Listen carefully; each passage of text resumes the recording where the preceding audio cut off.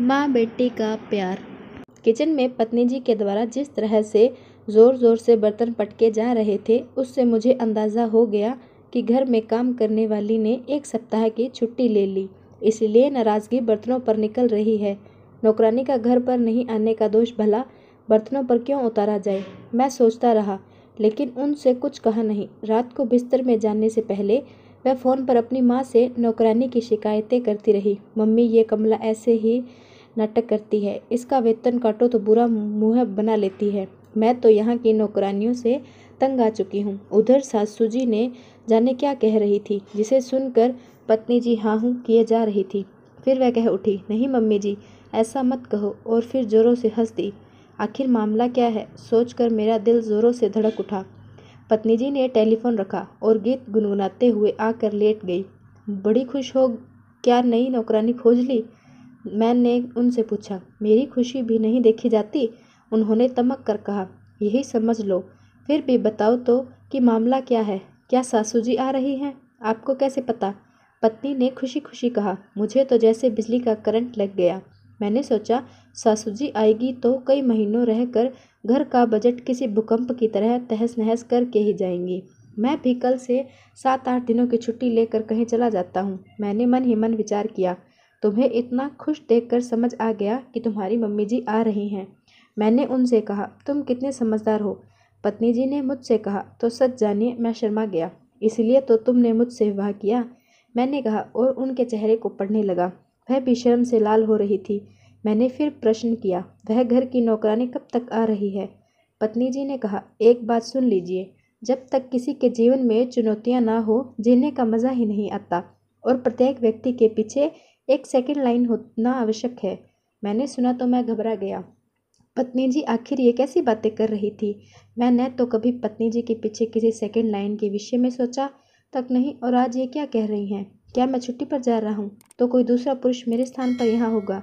सोचकर ही मेरी रूह कांप गई। मेरे चेहरे पर आ रहे भावों को देखकर वह ताड़ गई और मैंने मन में भाव क्या चल रहा है। हंसते हुए उन्होंने कहा, मैं आपके विषय में नहीं कह रही हूँ। तो फिर?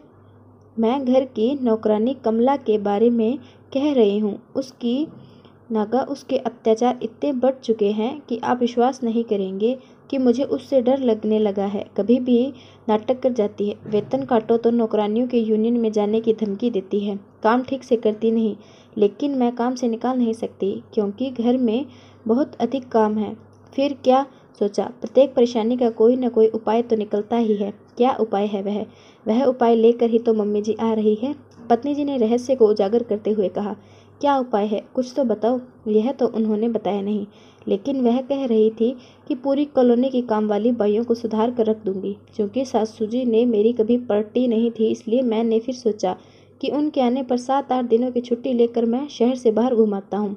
फिर मैं जिस सुबह बाहर गया, उसी रात को सासू जी ने मेरे घर में प्रवेश भी किया। पूरे 8 दिनों बाद जब घर लौट कर आया तो देखा कि बालकनी में हमारी पत्नी गरम गरम पकोड़े खा रही है।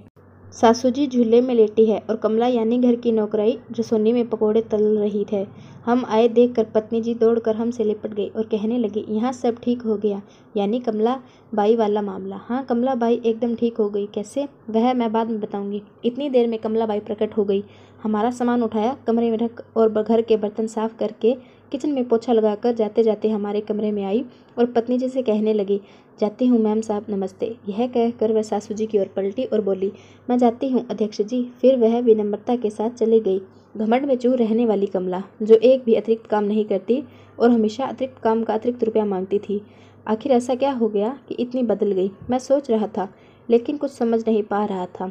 रात के भोजन के बाद जब पत्नी जी और सासू जी बैठकर गप्पे मारने लगे तो पत्नी जी ने बताया, मैं कमला से बहुत परेशान हो गई थी। इसी का असर पूरी गृहस्थी पर पड़ रहा था। मम्मी जी से मैंने यह बात शेयर की तो मम्मी जी ने कहा, मैं आकर एक दिन में सब परेशानियों को निपटा दूंगी। वह कैसे? वही तो बता रही हूँ, पर आपको एक पल का भी चैन नहीं हुआ। यह कि मम्मी जी ने मुझे आने पर बताया कि उनका परिचय कमला बाई से यह कहकर करवाया जाए कि जहाँ यह रहती है वहाँ की नौकरानियों की यूनियन अध्यक्ष है। मैंने वही किया। मम्मी जी ने यहाँ के काम को देखा और कमला बाई के सामने मुझसे कहा कि पूरी कॉलोनी में कितनी नौकरानियों की ज़रूरत है। मैं काम वाली बाइयों को काम भी दिलवाती हूँ और इस समय 150 से अधिक काम करने वाली महिलाओं का पंजीयन मेरे पास है। वह सब यहाँ दिल्ली में काम करने के लिए आने को भी तैयार है। यहाँ काम कम, वेतन है अधिक है और शहर की सारी सुविधाएं। लेकिन मम्मी जी, इतनी काम वाली बाइयाँ रहेगी कहाँ? मैंने पूछा तो वह बोली कि तू उसकी चिंता मत कर, वेलफेयर डिपार्टमेंट ऐसी महिलाओं के निवास की व्यवस्था कम से कम दामों में कर देता है। मम्मी जी, पूरी कॉलोनी में 10 काम करने वाली महिलाओं की ज़रूरत है। मैंने मम्मी जी से कहा तो उन्होंने तुरंत मोबाइल निकाल कर कमला बाई के सामने नंबर मिलाया ही था कि कमला ने दौड़कर मम्मी जी के पांव पकड़ लिए और रोते हुए कहने लगी कि मैडम जी, पेट पर लात मार लो, लेकिन किसी के पेट पर लात मत मारो। क्यों, क्या हुआ? मम्मी जी बोली। तो वह बोली कि मैडम जी, सारी काम वाली बाइयाँ बेरोजगार हो जाएंगी, लेकिन तुम भी तो परेशान करने में कसर नहीं करती हो।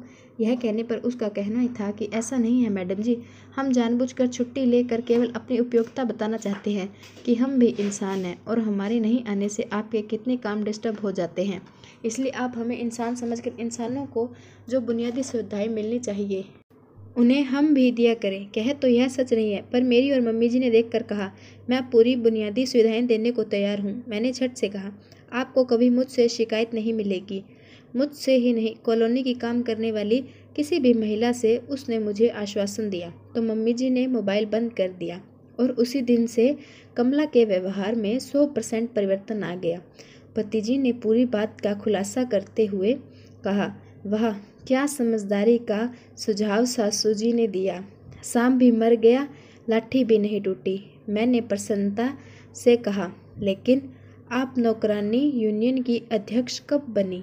मैंने सासू जी से हैरत से पूछा। लो, कर लो बात, तुम भी कितने भोले हो। अरे, वह तो उसको ठीक करने का नाटक था। सासू जी बोली। हम सभी जोर से हंस पड़े। हम अपनी समझदारी सासू माँ की तरकीब पर गर्व हो आया। स्टोरी पसंद आई हो तो लाइक, कमेंट और चैनल को सब्सक्राइब जरूर करें।